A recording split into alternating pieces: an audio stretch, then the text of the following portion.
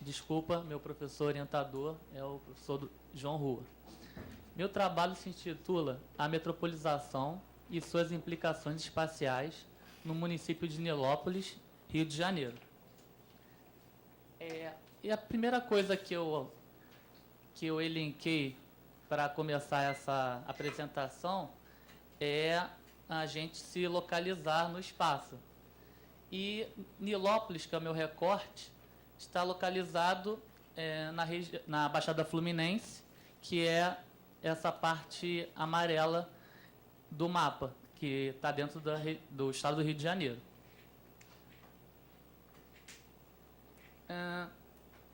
Esse mapa se refere à região metropolitana do Rio de Janeiro, onde Nilópolis também está localizado.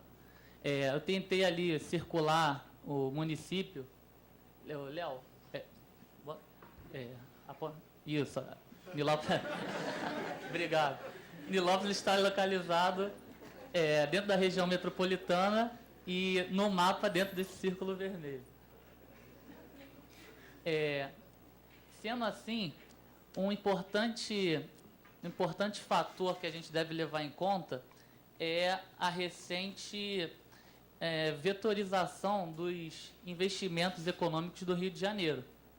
E esse mapa mostra, basicamente, os 3 eixos econômicos que temos no nosso estado, em direção à Baixada Fluminense, que é todo aquele eixo em vermelho ali em cima, o eixo em amarelo, que é indo para a região do Porto de Sepetiba, e o Comperge, que é aquele círculo amarelo também, mais claro, em cima do mapa. Isso. Então, a região que a gente está abordando aqui no nosso trabalho seria esse eixo em vermelho, que acompanha toda a Avenida Brasil e está acompanhando também a Baixada Fluminense. Pode passar, por favor. E aí, a gente entra na justificativa e no tema do meu trabalho. O tema é a metropolização, e entendemos aqui metropolização como o processo de expansão espacial da lógica capitalista. O que isso significa? O processo de expansão da lógica de acumulação que vê no espaço, que tem no espaço a principal chave para a sua realização, vamos dizer, realizar a acumulação. E a justificativa do meu trabalho é pensar a periferia metropolitana de uma forma não homogênea, em que sua realidade seja colocada em constante questionamento, frente ao recente movimento de valorização econômica. Eu acredito que pensar a periferia como um local apenas da pobreza ou um local, uma cidade dormitório, por exemplo, não ajuda a revelar não ajuda a revelar as verdadeiras desigualizações, desigualdades presentes naquele território, naquela região. Então, a justificativa do meu trabalho está pautada na ideia de que de quebrar ou ir contra a esse discurso herdado da pesquisa dentro da periferia. Esse discurso onde toda periferia é um local de pobreza ou um local dormitório. A gente tem que colocar isso em constante questionamento.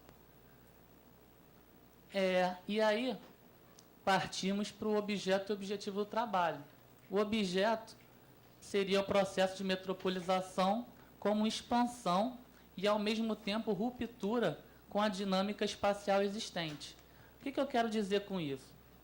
Que a metropolização, ao chegar na periferia, ela, ao mesmo tempo, expande a lógica do núcleo metropolitano, que é de acumulação, e também produz uma ruptura na dinâmica local. Ou seja, mais uma vez, na minha justificativa, eu não posso hoje afirmar que a periferia é apenas uma cidade dormitória ou uma cidade onde tem a pobreza, porque eu estaria indo contra ao, ao fato de que o capitalismo produz desigualizações em qualquer espaço. Então, dentro da periferia, existem outras relações que não sejam apenas pobreza ou dormitório. O objetivo geral é analisar o processo de metropolização como promotor da expansão da lógica capitalista para a periferia da região metropolitana do Rio de Janeiro. E até que ponto gerador de uma ruptura na dependência com o núcleo metropolitano. Essa dependência com o núcleo metropolitano, ela, ao mesmo tempo que produz uma certa independência, também pode produzir a desigualdade ou desigualizações dentro do território da periferia. E, mais uma vez, reforça a minha justificativa. E chegamos, então, à questão norteadora do trabalho, que é de que forma o fortalecimento do processo de metropolização do espaço no município de Nilópolis configura uma nova dinâmica espacial ou apenas reproduz a lógica de dependência com o núcleo metropolitano. Bom, basicamente é isso, e agradeço a todos pela paciência.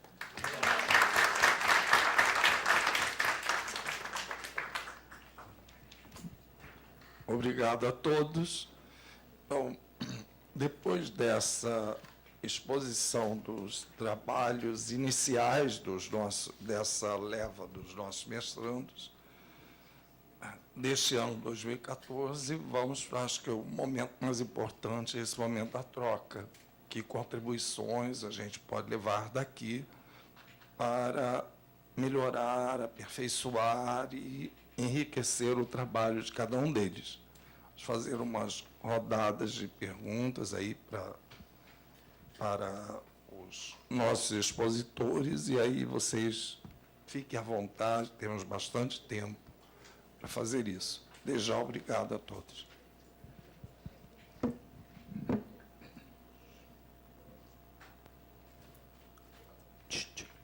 Bom, só uma coisinha, duas coisinhas. Eu achei ótimo, né, a apresentação de vocês. Vocês estão até muito tranquilos, né? Isso é bom. E, Renato, eu só senti, acho muito interessante a tua proposta. Eu só senti falta de um mapa que nos desse uma visão mais clara da Vila Militar, porque, claro, nós estamos aqui do Rio de Janeiro, a gente até conhece, mas tem um grupo que não, sim, mas eu digo assim, a localização no município, porque, na verdade, aquela imagem que você colocou, não dá para a gente ter ideia, né, de localização e sequer do tamanho que se diz que é enorme, e é enorme, né? Se você tivesse usado um mapa do município, e no município você fizesse a demarcação, dava para ter uma ideia melhor, tá? Agora, a proposta é bastante interessante. Giliar, na hora que você recortou e colou o teu objeto, né, você colocou um analisar ali. Aquele analisar não existe, né, no objeto, né? Então, por favor, né, não pode... Analisar é o objetivo, né? Era basicamente isso. Não estou fazendo perguntas, né? São só observações.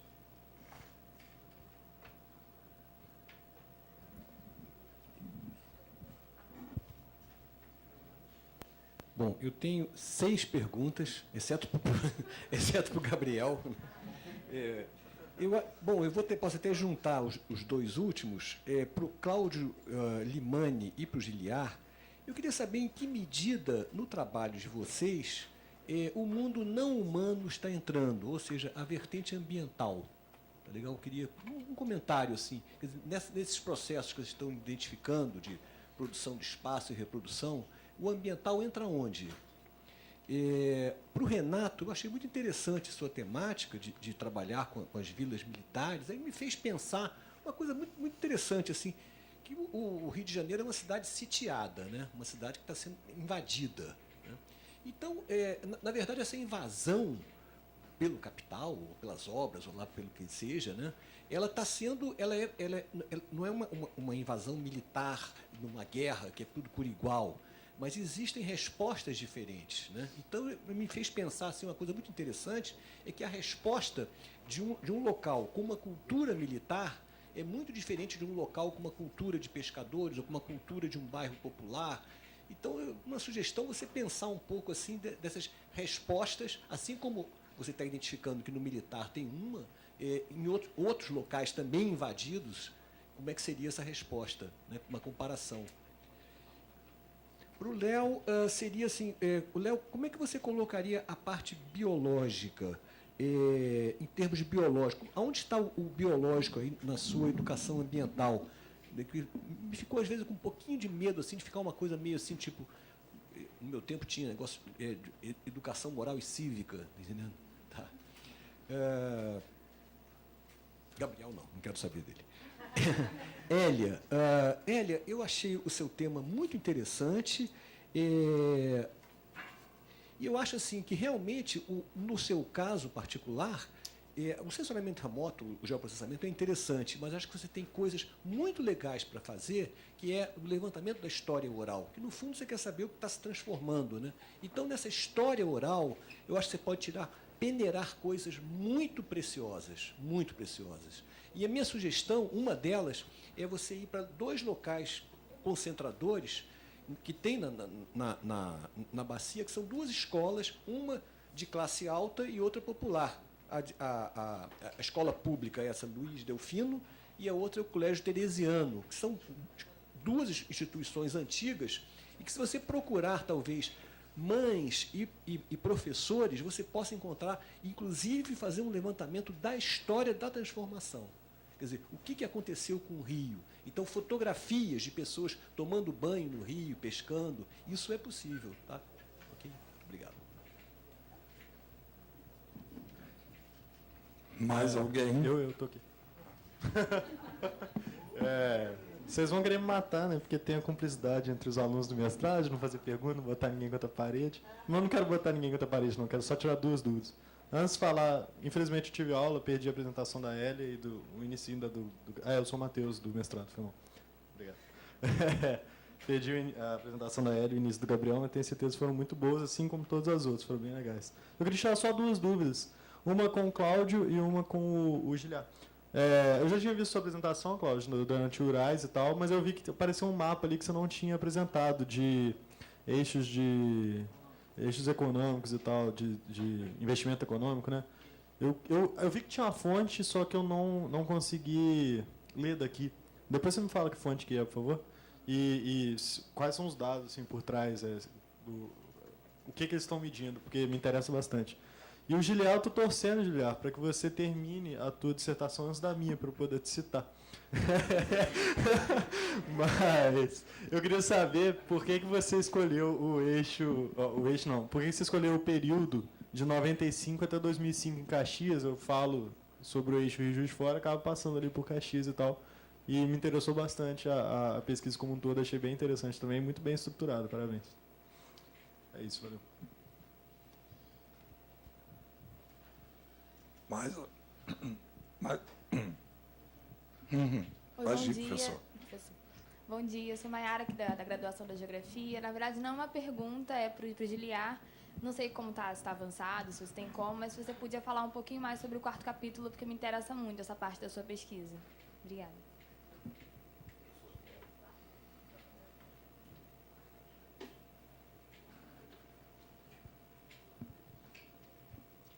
Bom dia. Meu nome é Vitor, eu sou da UFRJ, faço geografia lá. Queria fazer uma pergunta para o Leonardo e para o Renato. Leonardo, na verdade, para você seria uma proposta. Eu vi que você problematizou bastante a questão da educação ambiental, foi a fundo nisso. Minha proposta é mais ou menos de ir um pouco mais além. A gente vê hoje que a educação ambiental em si está sendo cada vez mais propagada, mais disseminada. E é algo que a gente vê como bastante importante na educação mesmo, para os pequenos e para a galera que está chegando aí na vida acadêmica. Minha proposta é de você ir um pouco mais além, de você incentivar não só a educação, o fazer, mas também a produção de uma solução. Incentivar, pelo menos, a produção de uma solução. Foi uma coisa que eu senti um pouquinho de falta no seu discurso. E, Renato, você mesmo, no final da apresentação, falou que não dá para estudar especificamente o caso de um lugar sem entender o todo. Eu queria saber se, em algum momento na sua pesquisa, você analisa questões dos bairros vizinhos da Vila Militar, de como toda essa questão olímpica vai influenciar no entorno da Vila Militar. Até mesmo parte do complexo olímpico, ele vai chegar ali, por exemplo, no Muquiço, na favela do Muquiço, que está ali logo do lado, e você vê um contraste muito grande do Muquiço com Sorocaba, por exemplo. São dois vizinhos opostos. Queria saber como é que, se você vai chegar a abordar em algum momento essas relações vicinais. Professor João, e aí encerramos essa bateria. Obrigado. Eu queria fazer uma sugestão ao Leonardo e um comentário geral, mas com base na apresentação do Giliar. Para o Leonardo, queria perguntar se conhece uma linha de pesquisa que eu considero interessante e promissora sobre a economia socioecológica. Porque o problema é que nós não podemos discutir o meio ambiente e as questões sociais sem discutir a questão económica. E há toda uma teoria que é criticável, como todas, mas que eu creio que é interessante, que se chama economia socioecológica. Há dois autores, depois podemos falar, há dois autores, o Tim Jackson, que é inglês, e o Constanza, que é australiano, são dois autores que têm contribuído muito para esse debate crítico sobre a economia socioecológica. Então, creio que poderia ser interessante estudar esses autores, essa corrente, e ver até que ponto os seus contributos podem ser importantes para a tese. Em relação ao Giliano, queria referir que eu apreciei muito o facto de, no final, procurar apresentar propostas. Eu, ouvindo as apresentações de ontem e as apresentações de hoje, e comparando com os meus alunos, e digamos com os alunos dos países da Europa com quem nós trabalhamos mais, eu creio que o nível científico é exatamente o mesmo, não há diferença nenhuma. Há uma diferença curiosa, que é, talvez aqui os estudos sejam predominantemente analíticos, e a componente da ação e da proposta está faltando um pouco. Não quer dizer que todos os estudos tenham que ter uma dimensão analítica e uma dimensão de proposta. Mas se nós ouvimos 12 apresentações, então eu esperaria que em 2 ou 3 casos essa componente de proposta fosse mais importante. A ideia de pesquisação e a ideia de propositiva, de proposta, talvez seja... bom, essa é uma questão dos orientadores também, não é? Por vezes nós temos alguma timidez ou até receio de fazer propostas. Mas se nós fazemos boas análises, temos alguma responsabilidade em fazer também boas propostas. Portanto, queria salientar esse esforço do Giliar. Acho que é um bom exemplo que não todos, mas alguns, deveriam tentar trazer também para os seus trabalhos. Obrigado. Acho que já podemos dar início às respostas, depois vai dar tempo de fazer outra rodada. Pela ordem de apresentação, pode ser? Hélia, em primeiro. Só vou falar sobre a recomendação de professor Rogério. Eu gostaria de falar com pessoas para uma história como as mais no Rio. E meu orientador, professor Felipe, tem um contato com alguém que antigamente ele andava pelo Rio. E isso é muito interessante. E também eu ia falar com ele para conseguir mais pessoas que sabem a história do Rio. Então vou usar isso. Depois vou conseguir contatos de você. Obrigada.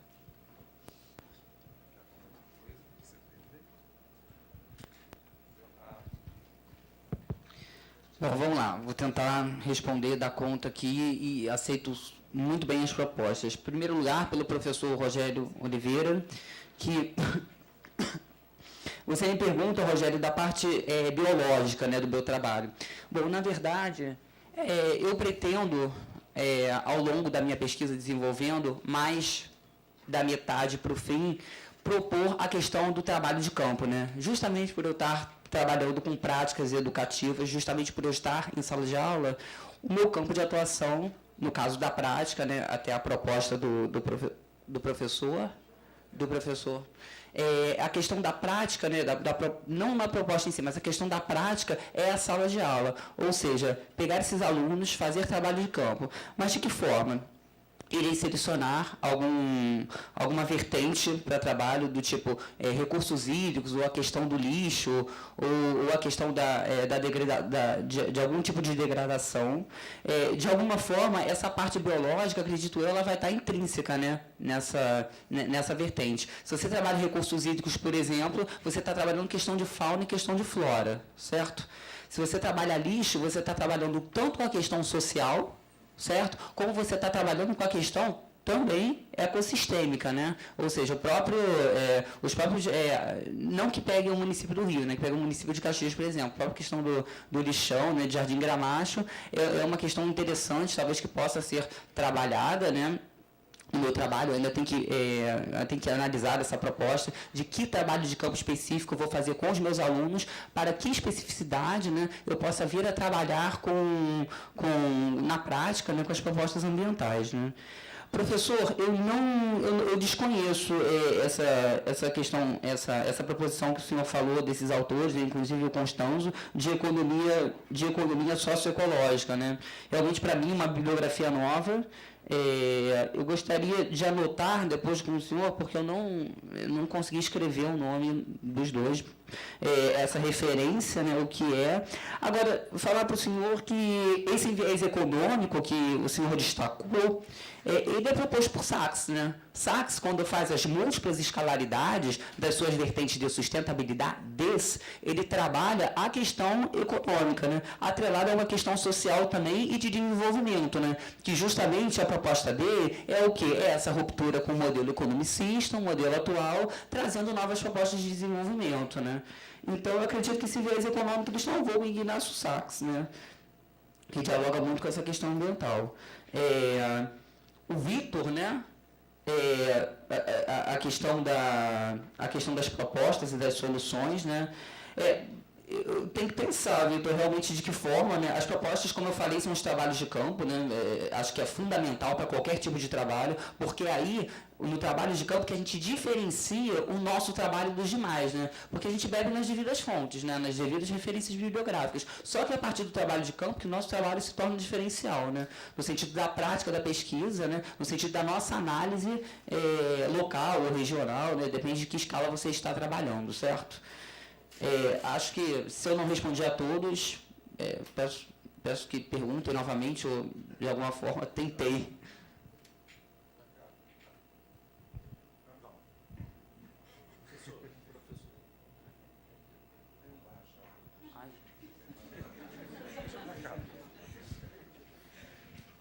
Oi. Então, gostei muito das sugestões.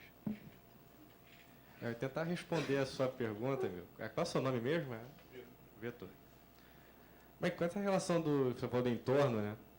Eu pretendo usar, para tentar explicar isso, aquela noção do Harvey de desenvolvimento geográfico desigual. Entende? Eu vou tentar, mais ou menos, dialogar com o Harvey, esse conceito dele, com essa relação que vai acontecer ali, com essas modificações e tal, ali com o entorno. Eu vou tentar trabalhar com isso, mais ou menos, ali, para ver se eu consigo dar conta. Não sei se eu conseguir te responder, assim. Beleza? E o professor Augusto falou sobre como a Vila responde a essa invasão do capital. Achei muito legal isso, que eu não tinha assim, pensado muito sobre. Meio que passou com essa adrenalina de apresentações. Meio que passou em branco, mas é um ponto assim, a aprofundar mesmo. Eu gostei disso. Muito obrigado, professor. Acho que é só isso mesmo, gente. Obrigado. Bom, primeiro, perdão, professor, pelo analisar, desculpa. Questão de verbo. Enfim, desculpa. Bom, professor Rogério, como a questão ambiental, né, estaria inserida, tem alguns exemplos interessantes em Duque de Caxias de como que essa produção desse espaço urbano, né, ela não levou em conta essa questão ambiental, na verdade, né? E um dos exemplos assim do Duque de Caxias que eu até discuti na minha monografia foi a construção do Caxias Shopping, né? O Caxias Shopping ele fica ali às margens da rodovia Washington Luiz, ou BR-040, e ele era um projeto que estava sendo já estavam buscando concretizá-lo, né, desculpa, há mais tempo, mas aí só no governo do ex-prefeito Washington Reis, que foi até 2006, 2007 mais ou menos, eu não estou lembrando muito bem, mas o Caxias Shopping começa a ser construído em 2006, né, quando o plano diretor municipal já tinha sido regulamentado, e o plano diretor municipal de Duque de Caxias estabelece a questão do estudo de impacto de vizinhança, né, onde quando vai se construir grandes empreendimentos no município, com tamanho, enfim, a partir de um determinado tamanho, é preciso fazer, a prefeitura precisa desenvolver um estudo para ver quais os impactos que aquele projeto vai gerar no entorno, né? E o Caxias Shopping é interessante, e esse impacto de vizinhança tem que ser feito em parceria com a população. A população tem que estar participando ativamente, segundo o plano diretor, né, municipal. Mas o Caxias Shopping foi construído sem que a população participasse ativamente desse estudo de impacto de vizinhança. E eu sou morador dali da região, é interessante porque eu ouvia relatos, né, dos moradores e visualizava que na área próxima ao Caxias Shopping, depois da construção, porque antes o Caxias Shopping, o terreno que o Caxias Shopping foi construído, era quase que um pântano, né? Inclusive o pessoal do NIMA, aqui da PUC, fez um estudo lá, e aquela área era um terreno manguezal, né? Era manguezal, enfim, toda aquela área era manguezal. Então aquele terreno, de uma certa maneira, boa parte das águas da chuva escoavam para aquele terreno, e o impacto da enchente, devido à falta de infraestrutura construída naquela área, né, não gerava tantos problemas para a população. A partir da construção do Caxias Shopping, e é uma coisa interessante, que ele foi feito com a declividade que, às margens da Washington Luiz, ele possui 2 andares. Aí, nos fundos, nesse bairro, ele possui 3 andares, ou seja, declividade de 1 andar, da rodovia para o interior do bairro. E as águas da chuva, antes que eram infiltradas no terreno, agora escoam e vão para a rua, né, e acabam, de certa maneira, entrando nas casas, que já acontecia, só que agora com um impacto muito maior. Enfim, e isso gerou problemas ainda maiores do que antes, né? E além do fato de que o planejamento urbano no município, principalmente nas áreas que não foram levadas em consideração, a gente, assim, andando, vê uma precariedade muito grande de serviços, os rios, despejo de esgoto nos rios, enfim, uma série de problemas pela falta de planejamento urbano nessas áreas que foram deixadas de lado pela construção dessa sólida infraestrutura urbana. Não sei se eu consegui. Assim, dentro do meu trabalho, é claro que não vai ser o principal objetivo da minha pesquisa, mas é claro que é preciso também trabalhar com essa questão de impacto ambiental, principalmente para essa população que é prejudicada por esse planejamento que é segregador, né? Em relação ao Mateus, de 1995 a 2015. Por que eu escolhi, na verdade, esse período? Porque, nesse período, há profundas transformações na construção do espaço urbano municipal, no município de uma maneira geral, mas, no foco da pesquisa, o primeiro distrito de maneira específica. Assim, os bairros são dotados de certa infraestrutura, né? Uns mais, outros deixados de lado, né? mas eu escolhi esse período exatamente por quê? Porque nesse período foi desenvolvida uma sólida, entre aspas, infraestrutura urbana no município, no primeiro distrito. Em relação... Desculpa, eu esqueci o seu nome, desculpa. Maiara. Tá. Maiara, sobre o quarto capítulo. Participação popular é uma coisa que falta muito. Não só em Duque de Caxias, mas nas decisões, e eu acho que em 99,9% dos municípios, talvez. E eu acho que é uma coisa que é extremamente importante, né? E a gente precisa, como pesquisadores, discutir essa questão da participação popular, né? Então, assim, é uma coisa fundamental. Se você quiser, depois eu posso te mandar alguma coisa que eu já tenha sobre participação popular, que não é uma coisa assim, eu não estou formulando agora, enfim, eu já tenho alguma coisa que eu posso mandar para você. Professor João, né? Professor João, uma coisa que o professor Álvaro sempre fala para a gente, né? Que a gente precisa propor, né? Precisa propor, não adianta só analisar, né? Acho que a análise precisa andar junto com uma proposta. Se a nossa análise científica não contribui para mudar a realidade, eu acredito que é ineficaz. Então, acho que toda análise científica precisa ter propostas para mudar a realidade. Bom, pelo menos eu penso assim. Obrigado. Professor Rogério, eu imaginei a questão ambiental da seguinte forma. Você imagine Baixada Fluminense que não tem, em tese, muitos recursos naturais, não é o melhor termo, belezas naturais, e chegando na Baixada esses novos vetores de urbanização, como condomínios fechados, etc., a natureza vai se transformar em valor de troca. Ou seja, é importante para um empreendimento imobiliário, por exemplo, ter essa característica de dar ao futuro morador algo que ele não tem, que seria aqueles espaços verdes, etc., de um condomínio fechado. E eu posso ver também por outra vertente, que é o fato de que o território de Nilópolis tem, na sua configuração, o complexo do Jericinó. Tem a entrada popularmente chamada Mata do Governo, né? Que eu não posso te afirmar isso agora, que eu não fiz esse estudo, mas tem sido bastante valorizada a região que tem entrada para o complexo do Jericinó. Ou seja, aquelas casas ali, aquelas ruas que estão próximas à entrada, têm sido bastante valorizadas depois de que o governo municipal fez acordo com o Exército, que é uma área de Exército, para fazer um ambiente para a população, que foi um acordo. Enfim, foi isso que eu imaginei da área ambiental no meu trabalho.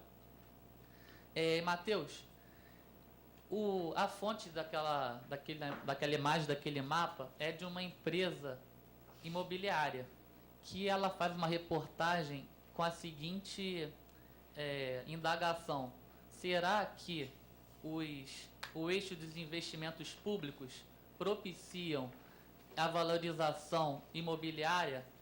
Aí eles fizeram esse mapa e no final tem a seguinte resposta: sim, vale a pena investir nas áreas em que o governo está expandindo os seus investimentos, ou seja, Baixada Fluminense, Porto Sepetiba e Comperj, etc. E também, em certa escala, a Zona Oeste do Rio de Janeiro. Enfim, essa foi a fonte que eu peguei. Depois eu te falo o nome da empresa direito, que eu não...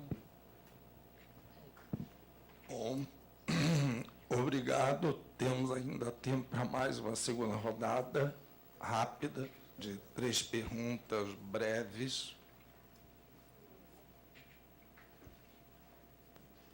Pedro Paulo.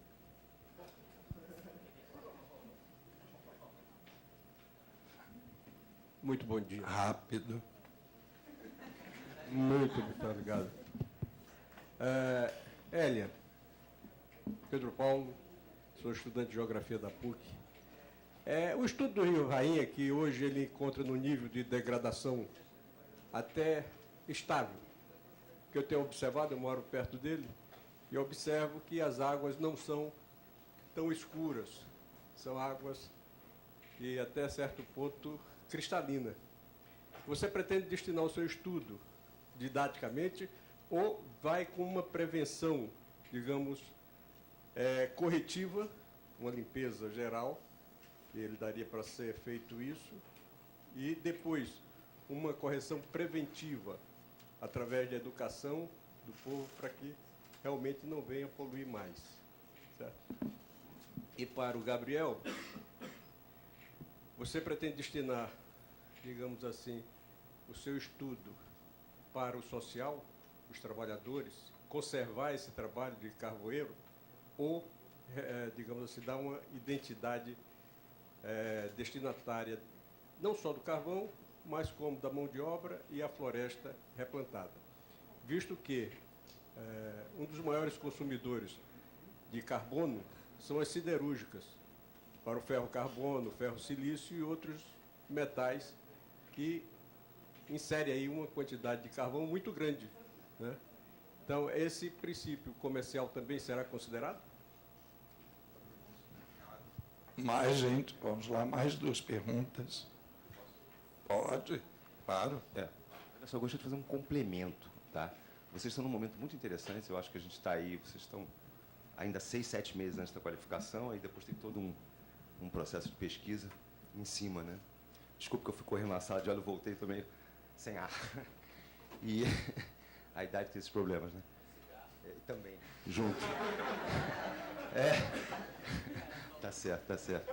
E eu sinto o seguinte, eu sinto de alguma maneira, na maioria dos projetos, tá? Uma falta e um uso muito parco dos mapas. Entende? A gente tem uma infraestrutura enorme no departamento. A gente tem mais de 60 cópias do ArcGIS.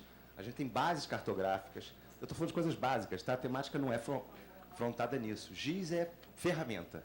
Enquanto ferramenta, é interessante vocês se qualificarem um pouco mais e terem intervenção no mapa que vocês estão produzindo. Vocês podem produzir coisas muito específicas, muito claras, né? Então, eu estou argumentando que é um complemento positivo. Nós estamos aqui, entendeu, para ajudar exatamente isso. Então, eu acho que isso é um bom norte. Além de tudo que vocês já têm que fazer, eu acho que se envolver um pouquinho com isso, fazer uns mapinhas específicos, vai ajudar um pouco a esclarecer o objetivo de vocês. Gente, mais alguém, por favor?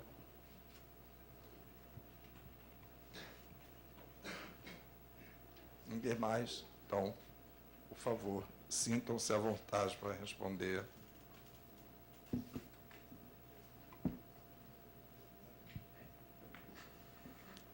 Pedro Paulo, só para ver se eu entendi.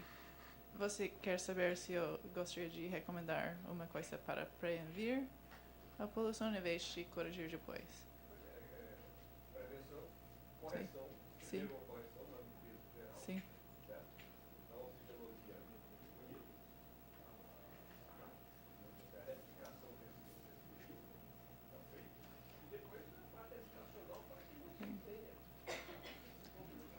Sim, gostaria se eu posso fazer os dois, eu gostaria de fazer os dois. Mas primeiro, sim, o rio precisa ser limpo. E depois, isso é uma coisa com as pessoas aqui para dar informações como limpar o rio. Em vez de botar coisas no rio, onde eles podem botar coisas, em vez de tomar banho no rio, se eles podem ter água em outro lugar que não está sujo, que o rio não vai ser muito sujo. Mas eu gostaria de fazer os dois. Isso, ok. Pedro Paulo, em relação à conservação do maciço da Pedra Branca, já é um parque desde 74, Parque Estadual da Pedra Branca, então, na teoria, já está sendo conservado. E eu não sei se ficou claro na minha exposição, mas esse trabalho, essa atividade carvoeira ocorreu no século XIX e início do século XX. Não ocorre mais. A floresta voltou não por um replantio, mas pela sucessão ecológica. A atividade carvoeira não existe mais no parque, deixou de existir em algum tempo do passado, e a floresta foi voltando. E essa questão da identidade que você falou é uma recuperação de uma história que não é contada, que não existe, que ninguém conhece. Se não fosse pelo trabalho do Rogério, e depois, né, poucas pessoas conhecem essa história dos carvoeiros no Pedra Branca. Também existem vestígios de antigas carvoarias que eu já encontrei no maciço da Tijuca, mas também ninguém estudou isso ainda. E se continuar procurando, vai encontrar em todos os maciços, vai encontrar carvoaria, vestígios de antigas carvoarias, e porque tudo já, a grande parte das florestas já virou carvão, pelo que eu tenho observado até agora. Eu trato de carvão vegetal, né? A parte com insumo é lenha. Acho que o carvão que você se referiu, das grandes indústrias, que utiliza, é vegetal ou mineral? Eu acho que talvez seja mineral.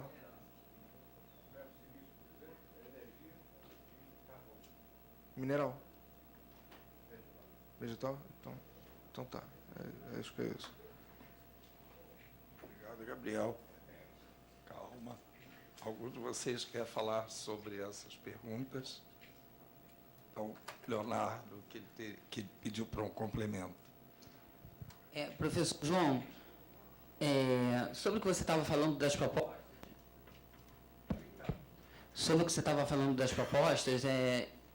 me lembrei de uma coisa aqui que me fez pensar, né, sobre muitas coisas, e eu sinto falta, dentro dessa discussão bibliográfica acerca de educação ambiental, inclusive dialogando com os próprios autores, que são os interlocutores do meu trabalho, essa questão da prática. Isso que você falou é fundamental, a questão das propostas, as questões das ações, justamente com o que o Vitor falou. Eu não sei se eu deixei claro de alguma forma, por isso que eu pedi novamente o microfone. A minha ação, a minha proposta, ela está em sala de aula. Em primeiro lugar, porque quando você trabalha com aluno em educação ambiental, você trabalha com agentes multiplicadores. É até um termo que o professor Josafá, que era do Departamento de Geografia, também utilizava, certo? E a partir do momento que você trabalha com educação ambiental e sustentabilidade em sala de aula, você trabalhando com agentes sociais, né? Com construção de educação para a cidadania, que o próprio Pedro Jacobi, trabalha na sua perspectiva, né, no trabalho que eu destaquei ali nas referências. Eu sinto muito essa falta da prática nos trabalhos. Jacobi, por exemplo, faz muitas, ele vem muito nas teorias, né, nessas práticas, mas assim, no campo da ação, eu sinto falta. Eu gostaria de te fazer uma pergunta. Por um acaso, lá em Portugal, onde você trabalha, onde você atua, você conhece alguma referência ou algum ator que trabalhe também na prática, atrelado à teoria, para que eu possa incorporar para o meu trabalho? Eu acho que seria fundamental se tivesse, né, para eu poder fazer essas leituras, né? É isso. Bom, obrigado. Parabenizo a todos pelas apresentações. Acho que dentro do que é a proposta do nosso trabalho, do nosso programa e do encontro, foi perfeito. Cada um no seu momento, ainda no seu momento de construção, um mais avançado do que outro. Desculpe, o ar-condicionado de ontem foi fatal. Mas acho que essas ideias serão incorporadas àquela medida por nós orientadores e pelos orientandos, seguramente. Nós temos um intervalo de uns 15 minutos. Temos? Para o xixi. Não. Pois é, só por isso, para sair, dar uma levantada. E estava previsto para as 10h30 a professora Maria Laura começar a palestra dela. Então, tá bom. Obrigado, gente, pela atenção de vocês.